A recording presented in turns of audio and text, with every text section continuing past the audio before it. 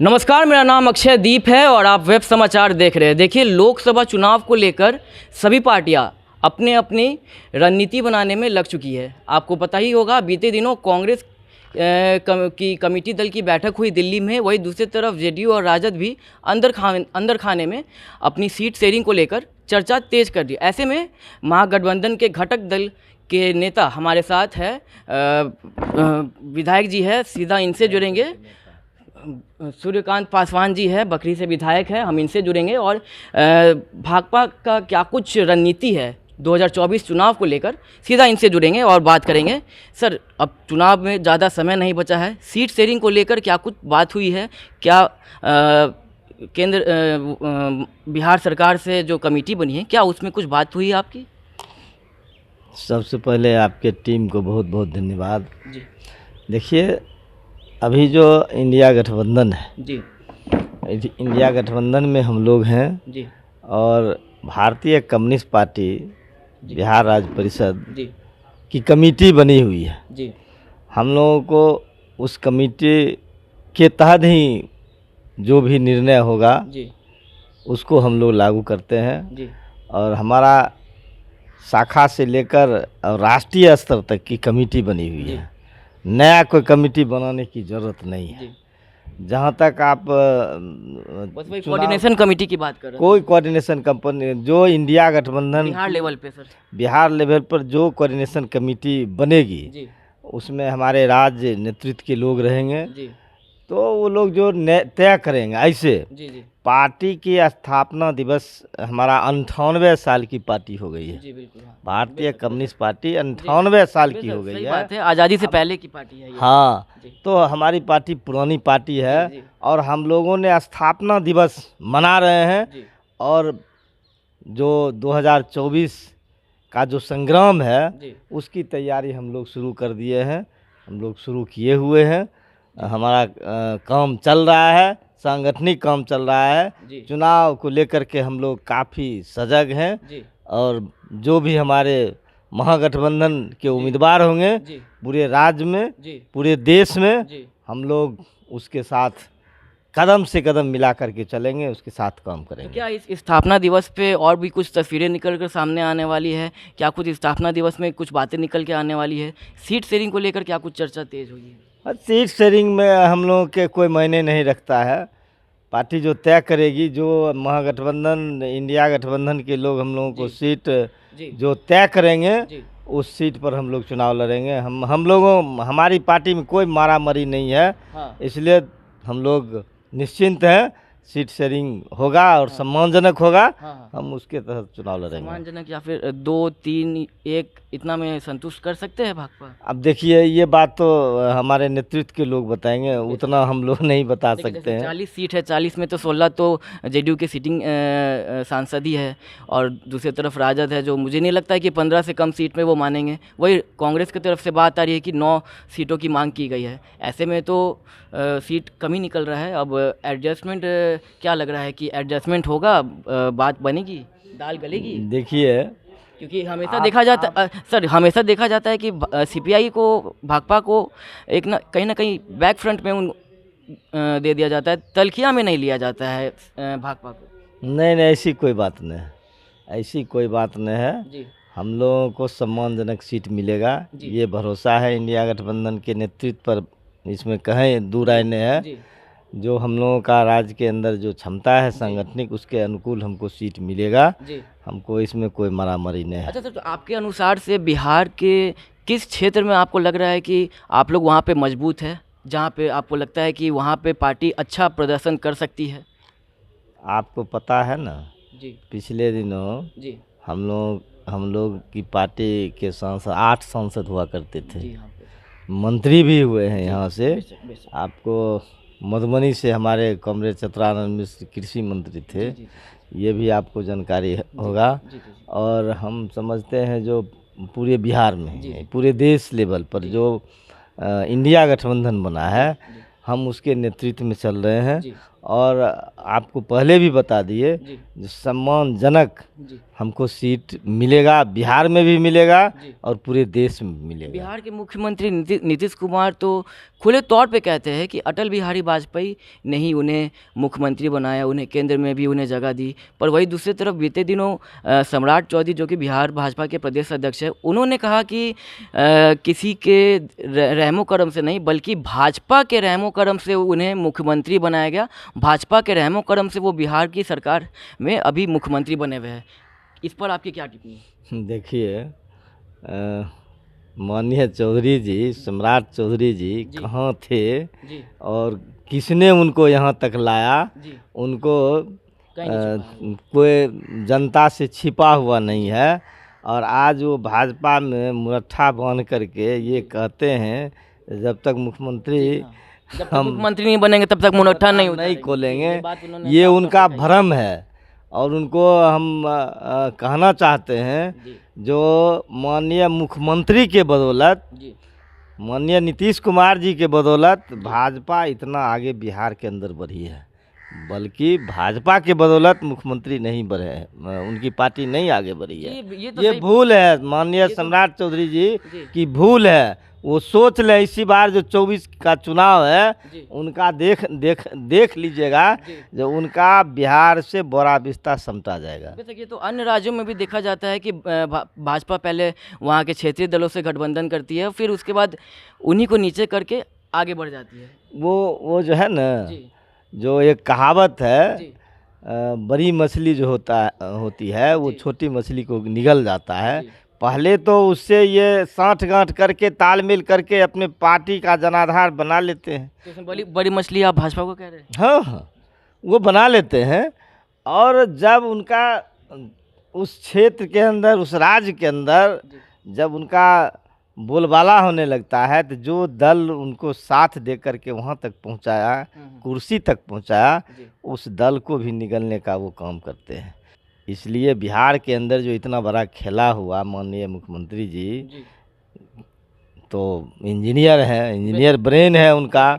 वो भांप लिए भाजपा पिछले विधानसभा चुनाव आप देख लीजिए, लोजपा को प्रत्येक जदयू का जहाँ जहाँ सीट था जी सभी जगह हुआ लोजपा को उम्मीदवार खड़ा करवा दिया। माननीय 2020 के चुनाव में 2020 के चुनाव माननीय तेजस्वी यादव जी को अगवा करके जी और जदयू को कमज़ोर करने का काम जी। किया। वही हाल इस बार वो करना चाहते थे, जी इसलिए समय से पहले माननीय मुख्यमंत्री जी सचेत हो गए समझदार और उनसे गठबंधन तोड़ करके जी ये जो 7 दल का गठबंधन है, राजद, कांग्रेस और लेफ्ट के जितने भी लोग हैं सब उनके साथ हैं। उन पर भरोसा है, विश्वास है जी। और उनके नेतृत्व में हम बिहार में चुनाव लड़ेंगे। चलिए, ये तो बिहार की बात हो गई सर। अगर भारत के अन्य राज्यों की बात करें तो वहाँ पे भी सीट शेयरिंग को लेकर कहीं ना कहीं तल्खियाँ देखने को मिल रही है। आम आदमी पार्टी सीट छोड़ने को मान नहीं रही है, वो कांग्रेस को सीट नहीं देना चाह रही है। वही दूसरी तरफ समाजवादी पार्टी का भी बयान आया, अखिलेश प्रसाद ने भी कह दिया है कि वो भी कम सीट पे नहीं मानेंगे। तो क्या लग रहा है, जो कमेटी बनाई गई है जिसमें तेजस्वी यादव भी है, ललन सिंह भी है, संजय झा भी है, तो क्या उन लोग को आप इस काबिल समझते हैं कि वो सारा ये जो मसला जो चल रहा है उनको निपटा लेंगे? आप पूरे देश की चर्चा मेरे नज़दीक रख दी। उतना औकात मेरा नहीं है पॉलिटिकल, जी। उतना कद मेरा बड़ा नहीं है जो हम पूरे देश की बात आपको करें। हम बिहार की बात जो था जी हम आपके नज़दीक रख दिए।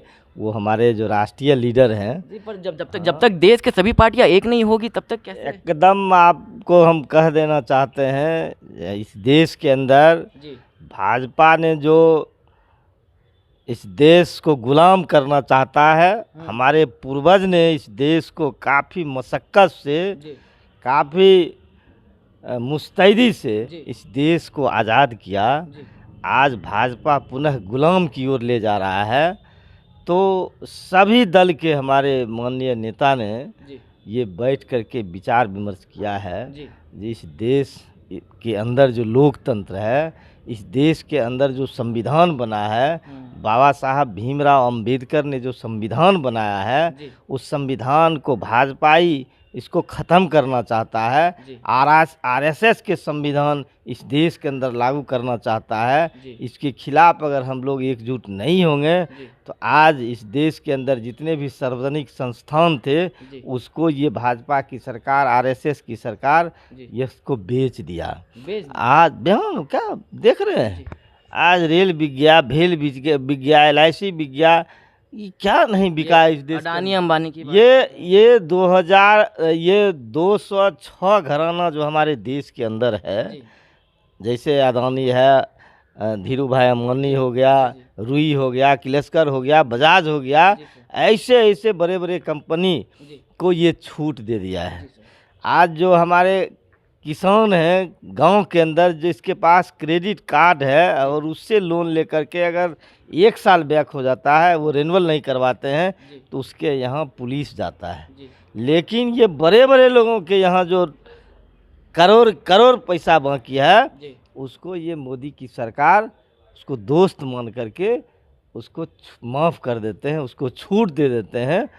तो आज हमारा ईडी की बात कर रहे हैं आप। आज ये ईडी या सीडी जो भी है, उनके खिलाफ जो भी बोलेगा जी। उनके घर पर ईडी भेज देगा, अच्छा। उनके घर पर CID भेज देगा, उनके घर पर इनकम टैक्स भेज देगा। जी। और आज भाजपा के शासन काल में जी। उनके अंदर में पूरे देश की हम बात करेंगे, जितने लोग हैं जी।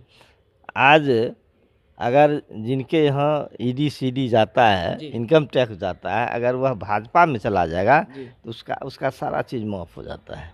उसी तरह भाजपा के अंदर जब उनकी सरकार जाएगी जी। तब आप देखिएगा जी। कि किनके यहाँ ईडी या सीडी इनकम टैक्स जाता है। जी। आज नीरव मोदी जैसे भगौरे जी। को ये कह रहे हैं, ये उच्च पद दे करके उसको सुशोभित कर रहे हैं। जी। तो इस सरकार में आप क्या, आज यहाँ के गरीब गुरबा, किसान मजदूर, जी। खास करके दलित, जी। जिनके लिए आरक्षण बाबा साहब भीमराव अम्बेडकर ने दिया, जी। आज सार्वजनिक क्षेत्र के हम आपको बताए, जी। जो जितने भी हमारे इस देश के अंदर सार्वजनिक क्षेत्र था, जी। जो सरकार के द्वारा संचालित होता था, जी। उसको बंद कर दिया। तो आरक्षण तो उसी में था ना। बेशक, बेशक। आज आरक्षण प्राइवेट सेक्टर में एक भी जगह बता दीजिए कहीं माननीय प्रधानमंत्री जी दिए। हम लोग तो कहते हैं अगर आप संसद में तो महिलाओं को दे दिए 33%। महिला का आरक्षण तो उनको देना ही देना है, लाजमी है देना। आज बिहार में 50%। बिहार में माननीय मुख्यमंत्री जी दिए हैं आरक्षण। 50% नीतीश कुमार जी महिला को 50% आरक्षण दिए, जो पूरे देश इसका नकल कर रहा है। जी। और जो जातीय आधारित जनगणना हमारे माननीय मुख्यमंत्री जी करवाए हैं, जी। इससे साफ स्पष्ट हो गया जो हमारे राज्य के अंदर जो गरीब लोग हैं जी। उनकी भागीदारी हम्म। जो उनका होना चाहिए जी। जी।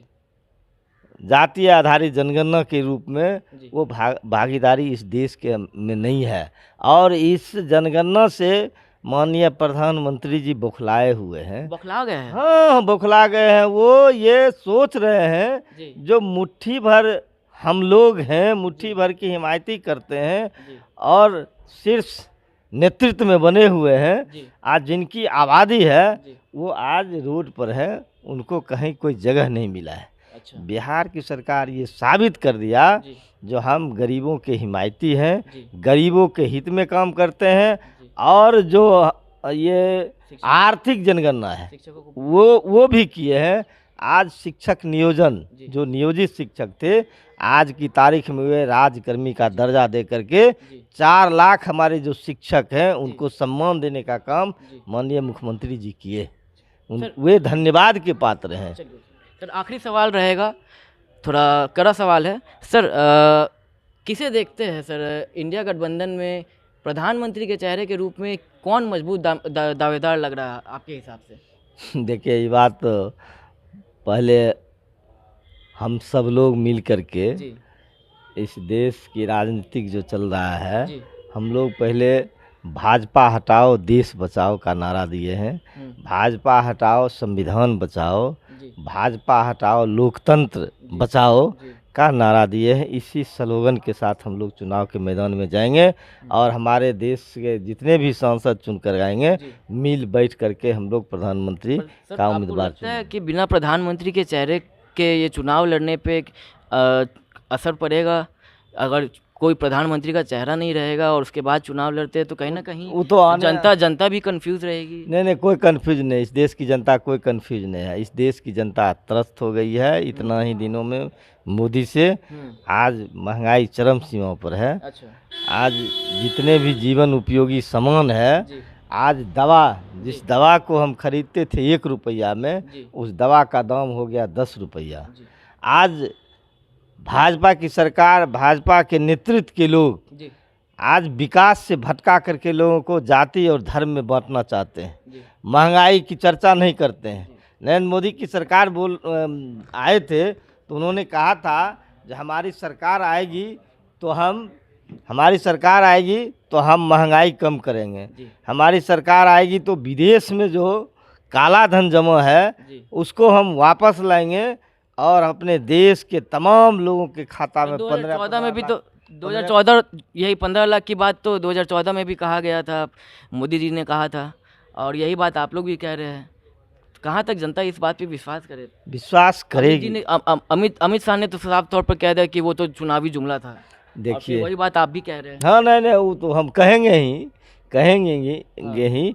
उन्होंने कहा हम रोजगार देंगे, 2 करोड़ रोजगार प्रत्येक साल लोगों को देंगे। आप बताइए, प्रत्येक साल रोजगार मिल रहा है? भाजपाइयों ने दिया है?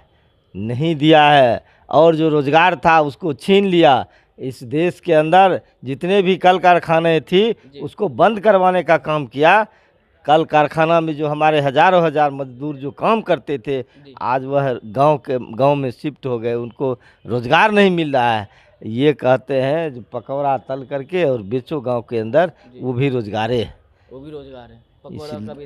ये रोजगार है। ये प्रधानमंत्री जी का बयान है।